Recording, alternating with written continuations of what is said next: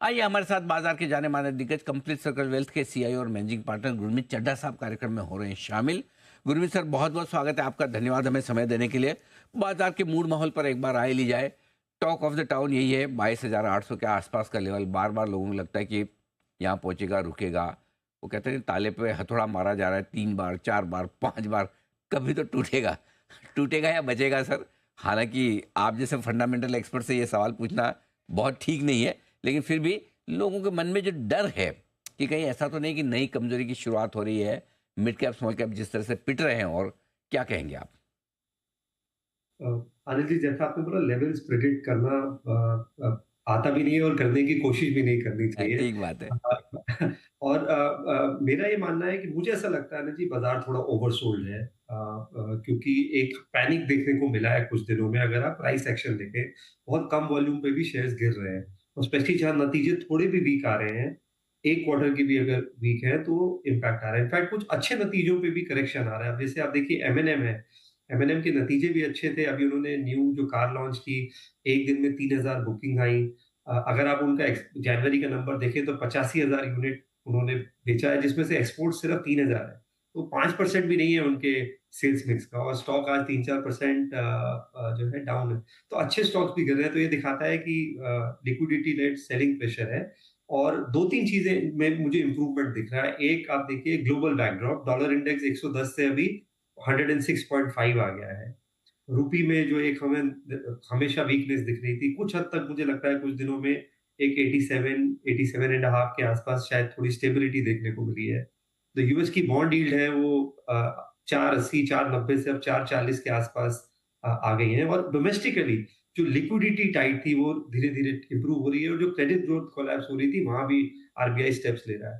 तो मुझे लगता है एक आध महीने के लैग से थोड़े से पॉजिटिव इंडिकेटर्स देखने को मिलेंगे मार्केट में, हाई फ्रीक्वेंसी। और ये जो पेन पीरियड है इसे हमें थोड़ा-सा बर्दाश्त करना पड़ेगा। आखिर 8 साल कंसेक्यूटिव पॉजिटिव रिटर्न आए हैं। तो एक 15-20% का करेक्शन जो है मुझे हिसाब से नॉर्मल है। थोड़ा-सा सिखाएगा हमें, हम कैरिड अवे हो जाते हैं वैल्यूएशन से, सबके लिए सीख है। तो यहाँ से सीखने की ज़रूरत है, घबराने की ज़रूरत है। की बात कर रहे हैं कि थोड़ा समय ने, थोड़ा समय मतलब ये फरवरी का महीना या पूरा साल 2025 का? नहीं, नहीं सर, मेरे हिसाब से जल्दी ठीक हो जाएगा। मुझे नहीं लगता है कि पूरे साल में ऐसा प्रॉब्लम हाँ, तो फिर ठीक है। हमारा 2-4 हफ्तों जितनी और सांसें बची है, अब इससे ज़्यादा बची नहीं है। Specially mid cap small cap में क्या कहेंगे सर? 20-20%, आमतौर पर जनरली हम कहते हैं कि भाई कोई इंडेक्स टॉप से 20% घट गया तो करेक्शन ठीक है, उसके बाद तो मंदी के मार्केट में चले जाता है। तो क्या ये और घटने का अभी भी मतलब साइजेबल है? 1-2% ऊपर नीचे तो अलग बात है, लेकिन ज़्यादा घट सकता है mid cap small cap? Anil ji, यहाँ भी देखिए करेक्शन हुआ है, बट यहाँ पे वैल्यूएशन अभी भी रिच है। अगर आप स्मॉल कैप इंडेक्स का पी देखेंगे तो अभी भी 24-25 के पी पे है। निफ्टी जबकि लगभग 20 टाइम्स आ गया है। तो थोड़ा सा कुछ पॉकेट्स में शायद अभी भी वैल्यूएशन कम्फर्ट है, बट बहुत बहुत सारे अच्छे स्टॉक्स में 40-50% करेक्शन आया। अगर आप ब्रॉडर मार्केट कैप देखें तो $5 ट्रिलियन का हमारा मार्केट कैप हो गया था, अभी 390 आ गया है।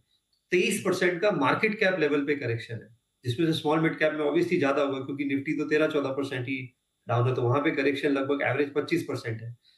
तो यहाँ पे मुझे लगता है थोड़ा सिलेक्टिवली आपको अपॉर्चुनिटी देखनी चाहिए, जहाँ पे ग्लोबल लिंकेज कम हो, डोमेस्टिक कंजम्पशन ज्यादा हो, और अपॉर्चुनिटी देखने का टाइम है। क्योंकि पुराना करेक्शन हमेशा अपॉर्चुनिटी लगता है, ये वाला करेक्शन हमेशा रिस्क लगता है, हमेशा ऐसा रहा है। तो थोड़ा सिलेक्टिव होने की जरूरत है। थोड़ा जो एक यूफोरिया था कि जो सब कुछ चल रहा था, जैसे पीएसयूज में भी सब कुछ चल रहा था, स्मॉल मिड कैप में भी जिसके आगे भी टेक था या रेलवे रिलेटेड थी भी सब कुछ चल रहा था, वैसा नहीं होगा। तो सिर्फ प्राइस करेक्शन देख के मत खरीदारी करिए। ये देखिए कि कहाँ पे फंडामेंटल्स अच्छे हैं, अर्निंग्स अच्छी है, बट स्टॉक गिरा है क्योंकि पैनिक है। दूसरा, मुझे लगता है थोड़ी सी इररिस्पॉन्सिबल स्टेटमेंट भी आई।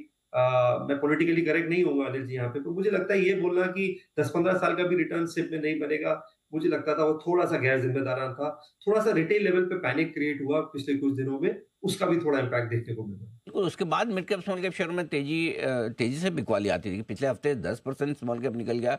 लोगों को डर लगेगी कि नेचुरली कोई बड़े सीनियर फंड मैनेजर ऐसा ऐसी बात कहेंगे तो फर्क तो पड़ता ही है। और कितने लोगों ने मुझे फ़ोन किया, बड़े बड़े डिस्ट्रीब्यूटर्स मुझे, सर के। मैंने कहा भाई मुझे पता नहीं, मैंने सुना नहीं क्या है क्या नहीं है, लेकिन डर तो लगता ही लोगों को। अच्छा सर, अब ये बताएं कि चलिए, जिन लोगों के पास पुराना निवेश है वो क्या करें, और जिन्हें नया पैसा लगाना है, अगर पैसे हैं और हिम्मत है, तो उनके लिए भी राय बताइए सर। अरे जी, एक तो सलाह है कि जो एक डिसिप्लिन है वो कंटिन्यू रखिए। किसी के कहने से शॉर्ट टर्म 10-20% मूवमेंट होने से अपना एक एसआईपी जो आप चाहे स्टॉक्स में कर रहे हैं या म्यूचुअल फंड में कर रहे हैं उसे कंटिन्यू रखिए। और वो पॉकेट्स देखिए जहाँ फंडामेंटल्स अच्छे हैं और लेकिन और ग्लोबल लिंकेज ज़्यादा नहीं है। जैसे बैंक्स हैं, हमारे बैंक्स का ग्लोबल एक्सपोज़र बहुत ही कम है। पूरा बैंक निफ्टी 13 साढ़े 13 के पी पे है। बहुत अच्छे-अच्छे बैंक प्राइस टू बुक पे मिल रहे हैं। एक्सिस बैंक लगभग 1.1 1.2 प्राइस बुक पे है। Federal bank price to book पे है, एसबीआई लगभग प्राइस टू बुक पे है। कुछ अच्छे प्राइवेट सेक्टर बैंक जैसे आईसीआईसीआई बैंक अच्छे नतीजों के बावजूद 1 डेढ़ साल में 2 साल में कुछ हुआ नहीं है। तो एक मुझे लगता है फाइनेंशियल एक स्वीट स्पॉट है। सेकंड जो मुझे अच्छा लगता है पॉकेट जैसे बहुत सारे स्पेसेस हैं जहाँ पे डोमेस्टिक कंजम्पशन प्ले देखने को मिल रहा है। जैसे आईआरसीटीसी है, ई-टिकटिंग रेवेन्यू बढ़ रहा है। ये कुंभ का भी रश है, ओवरऑल अभी समर सीजन आएगा जो कि बेसिकली डोमेस्टिक टूरिज्म से होता है। और उनके 3 नए प्लांट बने हैं। वो 18 लाख बॉटल पानी की रोज बनाते हैं। अब वो 20 लाख बॉटल रोज की बनाएँगे। एबिट मार्जिन ई-टिकटिंग में लगभग 80-85% हो गया है क्योंकि ओवरऑल मिक्स इम्प्रूव हो रहा है और ई-कैटरिंग में भी अच्छी ग्रोथ है। तो सारे सेगमेंट में अच्छी ग्रोथ है। सिमिलरली जो एयर रिलेटेड एविएशन या होटल रिलेटेड प्ले है, जो कंजम्पशन रिलेटेड प्ले है, ये हमें अच्छा लग रहा है। मैंने ऑटो में बात करी एमएनएम जैसे स्टॉक की कि अच्छे नंबरों के बावजूद स्टॉक में वीकनेस है। तो जो फंडामेंटली अच्छी कंपनीज़ हैं, जहाँ पे आपको अपॉर्च्युनिटी दिख रही है और स्टॉक प्राइस करेक्शन अच्छा हुआ है, आप ले सकते हैं। थोड़ा-सा लार्ज कैपिश रहिए, क्योंकि जब रिकवरी आएगी तो इनिशियली जब भी एफआईआईज़ लौटेंगे कभी ना कभी तो आएँगे। थोड़ी-सी लार्ज कैप में रिकवरी शायद ज़्यादा आने के चांसेस है और मार्जिन ऑफ सेफ्टी भी थोड़ा-सा है। तो है तो आप मे बी आप 2/3 लार्ज कैप, 1/3 मिड और स्मॉल कैप का एलोकेशन एक एक मैं सलाह दूँगा। और जो नए निवेशक हैं जो हैं उनको उन्हें शायद पहला करेक्शन देखा है कोविड के बाद। मैं उनसे क्या कहूँगा ये पहला पहला भी नहीं है और ये आखिरी भी नहीं है। और भी ऐसे देखने को मिलेंगे अगले और ये अभी भी मैं मानता हूँ बुल मार्केट करेक्शन है। बहुत ज़्यादा नेगेटिव होने की ज़रूरत नहीं। बुल मार्केट करेक्शन है और इसलिए नेगेटिव ना हो, जो पैसा लगा हुआ है उसे शांति से रहने दें, डिसिप्लिन से एसआईपी करते चलें और नया निवेश कहाँ करना है वो भी आपको चड्ढा साहब ने बताया ही। सर बहुत बहुत धन्यवाद, आपका समय दिया और विस्तार से आपने बाजार के डायरेक्शन के बारे में हमारे दर्शकों को अपनी राय दी। पोशियल पिक का वक्त है। सिटी साहब वेल्सपन लिविंग के बाद बताएं अपनी